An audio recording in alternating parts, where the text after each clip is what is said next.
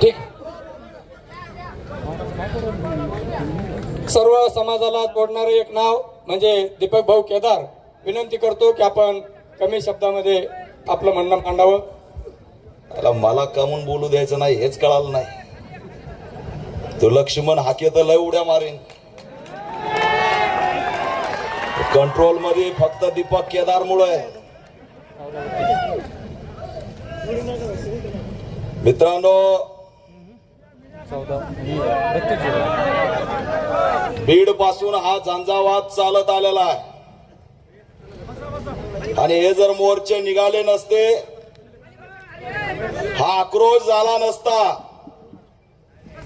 तर या वाल्मिक कराडला मकोका लागला नसता. हा आवाज झाला म्हणून या ठिकाणी हा मकोका लागलेला. मित्रांनो, आज या मोर्चामध्ये अनेक लोक आहेत. मी 2 मिनिटांमध्ये संपवणार आहे. पण या झाडाखाली सावलीला धरून काही जण बसलेले, काही जण कपडे मळतील म्हणून उभा आहेत.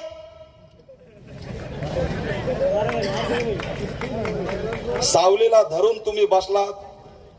या वैष्णवीकडे बघा, या लेकराकडे बघा, तिच्या डोक्यावर काहीच नाही.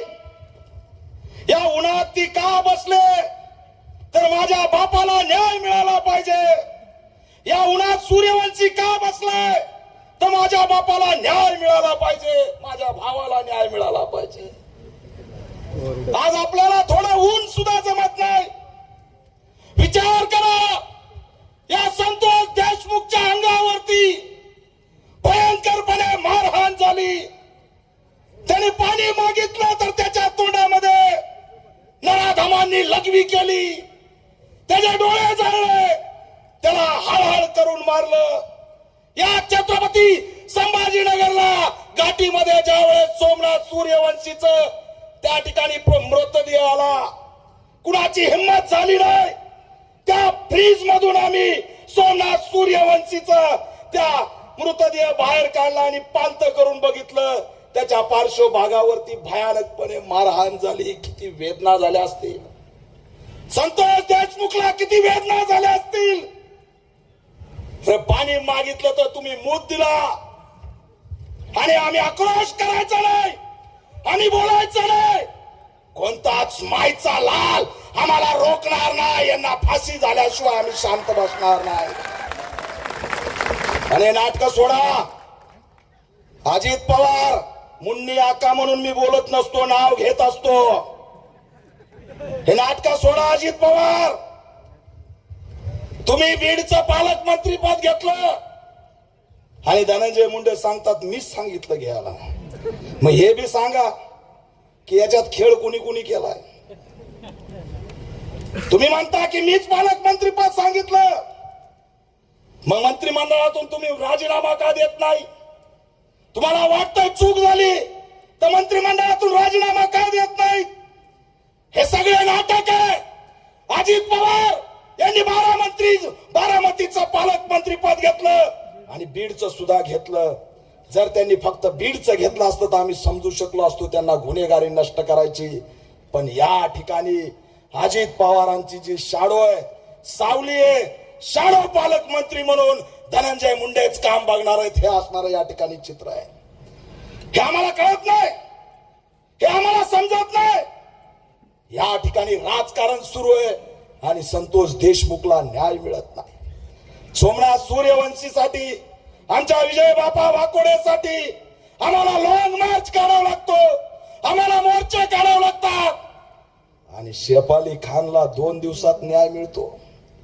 मला वाटलं होतं आमच्या मोर्चात आता शेफाली खानचा फोटो घ्यावा लागेल, पण मोर्चा नाही, आंदोलन नाही, निवेदन नाही.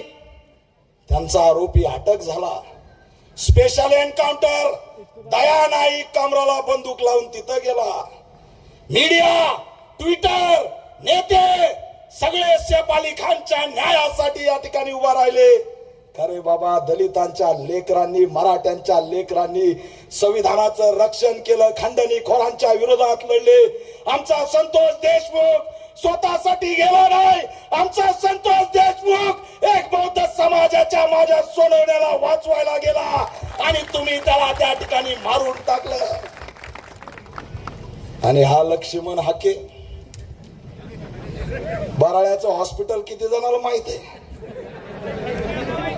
त्याला बराळ्याच्या हॉस्पिटलच्या गोळ्याची गरज आहे म्हणे. कोपर्डी 2 होणार आहे म्हणे मोर्चातून. काय येडं सटाकलंय का काय मला काय कळणार. आणि म्हणे शेतकऱ्याकडे 10 लाख रुपये आले कुठून? अरे शेतकऱ्याची लायकी काढतो, शेतकऱ्याची लक्ष्मण हाके लायकी काढणार, कोपर्डी 2 आणणार म्हणे.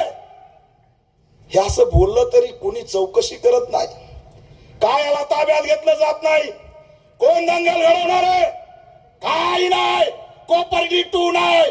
या ठिकाणी फक्त लक्ष्मण हाकेच्या पोटात दुखतंय, कारण मोर्चामध्ये निळा, भगवा, पिवळा आणि हिरवा या ठिकाणी आलाय. दुसरं तिसरं काही नाहीये. हे आंदोलन हत्याकांडाच्या विरोधात आहे. पण या आंदोलनात एक महाराष्ट्रात फुले शाहू आंबेडकर छत्रपती शिवाजी महाराजांचा विचार जिवंत होतोय आणि सामाजिक सलोखा वाढतोय, म्हणून यांच्या पोटात दुखायला लागलंय. दुसरं तिसरं काही नाही.